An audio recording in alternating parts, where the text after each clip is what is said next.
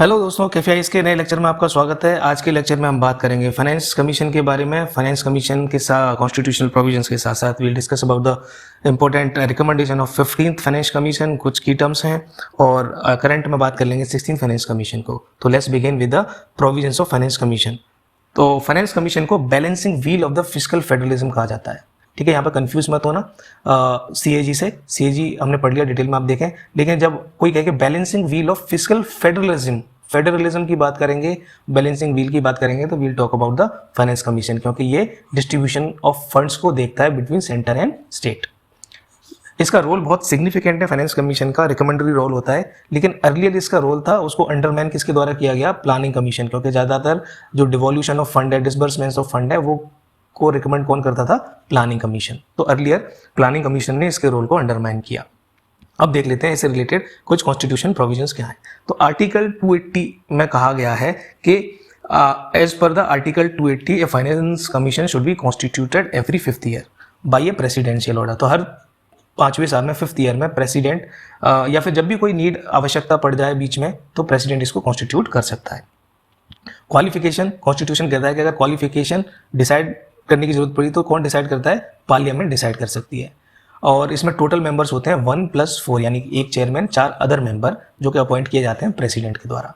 अब देखिए, अगर मैं उसके बारे में बात करूं कि किस तरह के पर्सन्स को अपॉइंट किया जाता है, तो चेयरमैन का जो है रिकमेंडेड है अपॉइंटमेंट के लिए वो है पब्लिक अफेयर्स का उनको एक्सपीरियंस होना चाहिए।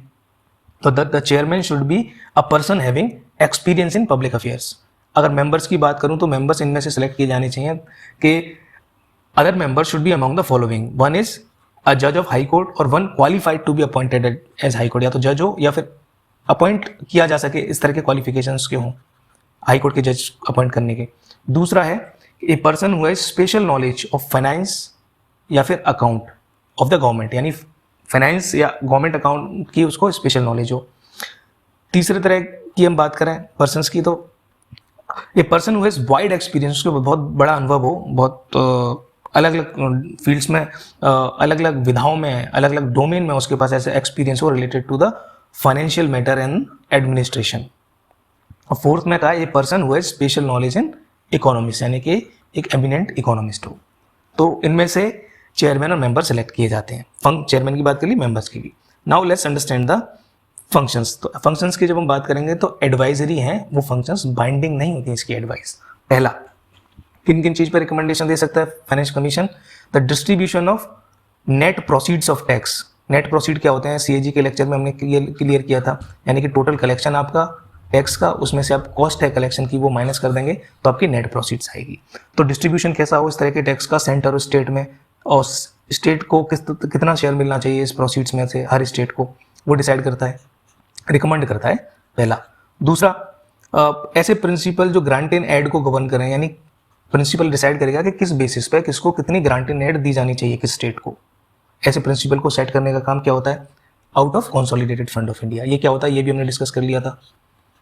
तो थर्ड को देख लेते हैं, any measures which are needed to augment the consolidated fund of state which can supplement the resources of the panchayat and the municipality. So to augment the, अगर हम सिंपल टर्म्स में समझें, to augment the local finances, to boost the fund for local bodies and state, ठीक है, on the basis of recommendation made by the state finance commission। यानी state finance commission ने local finances को improve करने की कुछ recommendation दी थी, तो उसके बेसिस पे कोई भी मेजर्स लेने हो उसको उसके लिए मेजर्स रिकमेंड करना। ये तीसरा फंक्शन हो गया फाइनेंस कमीशन का। अब वो फोर्थ तो सिंपल है, बहुत ऑब्वियस है कि प्रेसिडेंट अगर कोई रिक्वेस्ट करता है, कोई भी मैटर रिफर करता है in the interest of sound finance to tackle other financial matters, तो उस रिक्वेस्ट को कंसिडरेशन में लेके आना और उस पर रिकमेंड करना। ठीक है, और अपनी रिपोर्ट किसको? प्रेसिडेंट को सबमिट करता है और प्रेसिडेंट इसको प्लेस करता है before the both the houses of parliament. तो इसका मतलब ये नहीं है कि ग्रांट प्रोवाइड करता है, no, it does not provide the grant, it provides the recommendations for the grant and the distribution. Now, let's understand the 15th and 14th financial commission के क्राइटेरियाज क्या थे, यानी किस बेसिस पे फंड डिस्ट्रीब्यूशन होता है। देखिए, 15th फाइनेंशियल कमीशन के जो चेयरमैन थे वो थे एन.के. सिंह, नंद किशोर सिंह, और जो पहला फाइनेंशियल कमीशन था जो 1951 में आया था उसके थे के.सी. नियोगी। ठीक है, कुछ इंपॉर्टेंट फैक्ट लग रहे हैं वो साथ शेयर कर रहा हूँ मैं। फर्स्ट है केसी नियोगी और 15th है नंद किशोर सिंह। अब क्राइटेरिया देख लेते हैं। क्राइटेरिया में पहला देखते हैं, पहले income distance. Income distance 14th financial commission में उसको वेटेज दिया था 50% और 15th में दिया है उसको 45%। अब देखिए इनकम डिस्टेंस है क्या, हमको पता है जीडीपी। जीडीपी क्या होती है कि monetary value of all the goods and services at the national level all produced in A territory of the nation in a particular financial year. तो जो जीडीपी वाला कॉन्सेप्ट है, अगर हम इसको स्टेट पे अप्लाई कर देंगे तो एक कॉन्सेप्ट निकल के आता है, वो होता है जीएसडीपी, ये वाला कॉन्सेप्ट। तो जीएसडीपी क्या होगा, स्टेट लेवल की जीडीपी होगी, ग्रॉस स्टेट डोमेस्टिक प्रोडक्ट। अब देखिए इंडिया में बहुत सारे स्टेट्स हैं, तो किसी का जीएसडीपी कुछ है, किसी का है कुछ है। तो इन सारे स्टेट्स में से जिसका सबसे हाईएस्ट जीएसडीपी है, हाईएस्ट, उसको एक बेंचमार्क लेके ले लिया जाता है और उस जीएसडीपी को कंपेयर किया जाता है बाकी स्टेट से। फॉर एग्जांपल यहाँ पे ये हाईएस्ट निकल के किसका आया, लेट्स फॉर एग्जांपल मैं ले रहा हूँ केरला का आया, और यहाँ पे मैं इसको कंपेयर कर रहा हूँ बिहार से। लेट्स इसका 100 है और इसका है 50। तो इन दोनों को कंपेयर करने पे हम देखते हैं इनमें कितनी डिस्टेंस है, यानी 50 आगे है। तो ये वाला जो डिफरेंस है that is your income distance. So it is a distance of GSDP of a particular state from the state with the highest GSDP.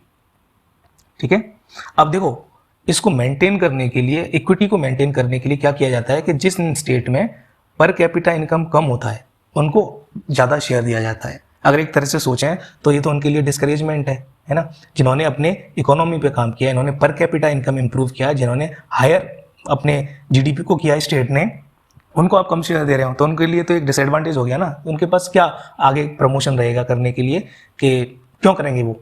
तो ये थोड़ी से इक्वालिटी वाले में ये होता है कि कई बार मेरिट को इग्नोर कर दिया जाता है, एफर्ट्स को इग्नोर थोड़ा सा साइडलाइन हो जाते हैं। तो हमने एक इनकम डिस्टेंस का कॉन्सेप्ट समझ लिया। दूसरा सिंपल है बिल्कुल, एरिया पे दोनों में सेम था। देखो ये समझ लिया, एरिया के बेसिस पे उसको ग्रांट दिया था, बड़ा है तो बड़ा, कम है छोटा है तो कम। पॉपुलेशन, देखो पॉपुलेशन को 14th फाइनेंशियल कमीशन में 1971 की पॉपुलेशन कंसीडर की गई थी, लेकिन 15th फाइनेंशियल कमीशन में सिर्फ और सिर्फ 2012-11 का सेंसस की पॉपुलेशन कंसीडर की गई है। इसके बाद आता है forest cover. Forest cover 14th financial commission में डिस्ट्रीब्यूशन ऑफ फंड के लिए फॉरेस्ट कवर को वेटेज दिया गया था 7.5%, यानी कि ये ज़्यादा होगा। वेटेज का मतलब समझते हैं ना कि टोटल में से 7.5% मैं वेटेज दूंगा इसको, फॉरेस्ट कवर को, इसका वेट रहेगा। मतलब अगर 100 मुझे रुपए किसी को देने हैं, 100 डिस्ट्रीब्यूट करने हैं, तो वो उसमें से आधा चीज़ मैं देखूंगा इनकम डिस्टेंस के बेसिस पे, 7.5% में देखूंगा फॉरेस्ट कवर के बेसिस पे, 10% देखूंगा पॉपुलेशन के बेसिस पे। ठीक है, अगर हम इन फिगर्स की बात करें तो ये वेटेज टर्म्स में होते हैं। फॉरेस्ट कवर किस में था, 14th फाइनेंस कमीशन में, लेकिन ये इस तरह का कोई पैरामीटर 15th फाइनेंस कमीशन में नहीं था। इसमें सीधा लिया था सिर्फ फॉरेस्ट ही नहीं, उसमें रिलेटेड इकोलॉजी भी आपके कंसिडर कर ली गई थी, तो उसमें उसको वेटेज दिया गया 10% का। टैक्स एंड फिस्कल एफर्ट्स, आप इकोनॉमी के लिए क्या काम कर रहे हैं उसके लिए 2.5% का वेटेज दिया गया। ठीक है, ये सारे हमने देख लिए। अब एक पैरामीटर रह गया ये वाला डेमोग्राफिक परफॉर्मेंस। ऐसा कोई पैरामीटर 14th फाइनेंशियल कमीशन में नहीं था, जबकि उसको 12.5% का वेटेज दिया गया है। मतलब जब हम 15th फाइनेंशियल कमीशन के आधार पर अगर फंड का डिसबर्समेंट करेंगे, डिस्ट्रीब्यूट करेंगे, तो उसमें डेमोग्राफिक परफॉर्मेंस को भी देखेंगे, उसका वेटेज है 12.5%। तो ये डेमोग्राफिक परफॉर्मेंस क्या होती है, जब हम डेमोग्राफी की बात करते हैं तो वो होती है statistical study of human population. For example उनका साइज क्या है, कंपोजिशन क्या है, फर्टिलिटी क्या है, मोर्टेलिटी क्या है, तो वो होता है उसकी स्टडी करना, उन स्टेट्स की स्टडी करने को कहते हैं डेमोग्राफी। और ये जैसे इंडिकेटर हो गया, फर्टिलिटी रेट है, इन्फेंट मोर्टेलिटी रेट है, सेक्स रेशो क्या है आपका, ये होते हैं उनको जाहिर करने के इंडिकेटर्स डेमोग्राफी को। तो डेमोग्राफिक परफॉर्मेंस इंडिकेटर्स हैं जैसे कि फर्टिलिटी रेट है, आईएमआर है, सेक्स रेशो है। तो इन चीज़ों को अगर हम देख के ये पता लगाएं कि किसी स्टेट ने अपनी पॉपुलेशन को कंट्रोल करने के लिए क्या मेजर्स लिए हैं, उससे पता लग जाएगा ना कि अपनी पॉपुलेशन कंट्रोल हुई है कि नहीं, और उसकी हेल्थ केयर इंप्रूव हुई है कि नहीं, जेंडर इक्वलिटी में किस तरह का इंप्रूवमेंट आया। तो इन डेमोग्राफिक परफॉर्मेंस इंडिकेटर को देख के असेस किया जा सकता है उस स्टेट की condition regarding this health, education, gender equality, population control. तो ये होती है डेमोग्राफिक परफॉर्मेंस आपकी। तो इसका वेटेज कितना है 12.5%। तो इनके बेसिस पे 15 फाइनेंशियल कमीशन ने रिकमेंडेशन क्या दी थी। पहली रिकमेंडेशन तो देखो कॉमन है कि स्टेट्स को टोटल जो सेंट्रल टैक्स कलेक्ट कर रही है उसका 41% दिया जाना चाहिए। पहले क्या था 14th में, ये था 42%। अब 1% कम करने को क्यों बोला? पहले जम्मू एंड कश्मीर का भी तो शेयर था स्टेट्स में, उसके बाद अभी ये यूनियन टेरिटरी बन गई हैं, तो इसका जो 1% कम हुआ वो एडजस्ट कर दिया गया, क्योंकि डायरेक्ट यूनियन टेरिटरी है तो सेंट्रल रिसोर्सेज से डायरेक्ट दिया जाएगा, तो ये 1% यहाँ पे यूनियन टेरिटरीज में एडजस्ट कर दिया गया है। तो now the states get around 41% of the central taxes. Correct. Now ये देखिए adjustment for the Jammu and Kashmir and Ladakh. Central deficit का टारगेट है, यानी फिजिकल डेफिसिट और डेट लेवल का टारगेट के लिए कमीशन ने रिकमेंड क्या किया है कि ये यूनियन यानी सेंट्रल गवर्नमेंट का एम होना चाहिए कि अपने डेफिसिट को, फिजिकल डेफिसिट यानी एक्सपेंडिचर और रेवेन्यू में जो डिफरेंस आ रहा है उसको जीडीपी के 4% तक लिमिट करके रखे बाई 2025-26, यानी इस फिजिकल ईयर तक ये आपका फिजिकल डेफिसिट है वो 4% तक आ जाना चाहिए जीडीपी के। ये दूसरा रिकमेंडेशन है। तीसरा इसने कहा है कि डिफेंस पे इसने फोकस किया, इंटरनल सिक्योरिटी पे फोकस किया, यानी डिफेंस पे और इंटरनल सिक्योरिटी पे। तो उसने कहा कि जो फंड है इसके लिए एक फंड होना चाहिए, किसके लिए? मॉडर्नाइजेशन के लिए। तो ये फंड का नाम हो गया modernisation fund for defence and internal security. इसके लिए आपको एक फंड एस्टेब्लिश करना है। तो इस रिपोर्ट ने ये भी रिकमेंड किया है। और ये फंड क्या होगा?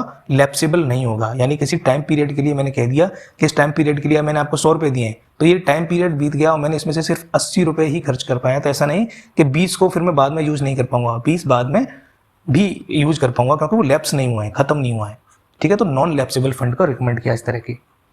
अब सेंट्रली स्पॉन्सर्ड स्कीम्स के बारे में क्या कहा इसने कहा कि ऐसी स्कीम्स की एक मिनिमम थ्रेशोल्ड होनी चाहिए कि उनको मिनिमम कितना अलोकेट किया जाना चाहिए। दूसरा कि उनके परफॉर्मेंस को इम्प्रूव करने के लिए फाइनेंस से रिलेटेड उनकी थर्ड पार्टी इवैल्यूएशन होनी चाहिए, मूल्यांकन होना चाहिए, थर्ड पार्टी इवैल्यूएशन। उनकी फंडिंग में ट्रांसपेरेंसी को इम्प्रूव करना चाहिए। और जो रिडंडेंट स्कीम्स हैं, बेफालतू की स्कीम्स हैं, यानी कि एक ही कंपोनेंट 2-3 स्कीम्स में कवर हो रहा है, तो यानी वो स्कीम्स की कोई रिक्वायरमेंट नहीं है क्योंकि वो कंपोनेंट ऑलरेडी कोई दूसरी स्कीम कवर कर रही है, रिडंडेंट है, यानी कि रिपीटेड स्कीम्स हैं, ऐसी स्कीम्स को फेज आउट कर देना चाहिए। ये 15th फाइनेंशियल कमीशन के रिकमेंडेशंस थे। Let's talk about the 16th financial commission. ये भी आर्टिकल 280 के अंडर सेटअप किया गया है और इसको कॉन्स्टिट्यूट कब किया गया? 31 अक्टूबर 2023। जो डॉक्टर पंगारिया हैं, डॉक्टर पंगारिया को इसको चेयरमैन बनाया गया है, जो पहले एक्स नीति आयोग के वाइस चेयरमैन हुआ करते थे, और ये कोलंबिया यूनिवर्सिटी में भी रहे हैं, चेयरमैन रहे हैं। तो इनका पूरा नाम है अरविंद पंगारिया। तो डॉक्टर अरविंद पंगारिया को इसका चेयरमैन बनाया गया है नए 16 फाइनेंस कमीशन का। अब इसको रिकमेंडेशन किस पीरियड के लिए देनी है? 2026 से 2031 तक के लिए रिकमेंड करना है कि किस बेसिस पर डिस्ट्रीब्यूशन को दिया जाना चाहिए, किस बेसिस पर सेंटर और स्टेट में टैक्स का डिस्ट्रीब्यूशन हो, ग्रांटिंग्स किस बेसिस पे देना चाहिए। तो उससे रिलेटेड जो रिकमेंडेशंस हैं वो इस कमीशन को सबमिट करनी है अक्टूबर 31, 2025 तक। करेक्ट। और इसका फोकस क्या होगा? अगेन ये तो बहुत कॉमन है, टैक्स शेयरिंग, ग्रांट्स, और इसका फोकस ये भी रहेगा funds for panchayat and municipality. ये फंक्शंस में हमने देख लिए थे जो कॉन्स्टिट्यूशनल प्रोविजंस हैं। और इसके साथ साथ it will focus on the disaster management financing. अब देखिए डिजास्टर मैनेजमेंट एक्ट 2005 के अंदर कुछ फाइनेंशियल अरेंजमेंट किए गए हैं डिजास्टर के केस में, तो उन अरेंजमेंट्स को रिव्यू करने का काम भी इसको दिया गया है, उसको रिकमेंड करेगा उसको बेहतर बनाने के लिए। काम क्या होगा? To improve the disaster management funding. ठीक है, तो 16 फाइनेंशियल कमीशन के बारे में इतना ही डिटेल था। तो फाइनेंशियल कमीशन हमने बहुत डिटेल में डिस्कस कर लिया है। मिलते हैं नेक्स्ट लेक्चर में KFIS के में, तब तक आप स्वस्थ रहिए और पढ़ते रहिए। Thank you very much.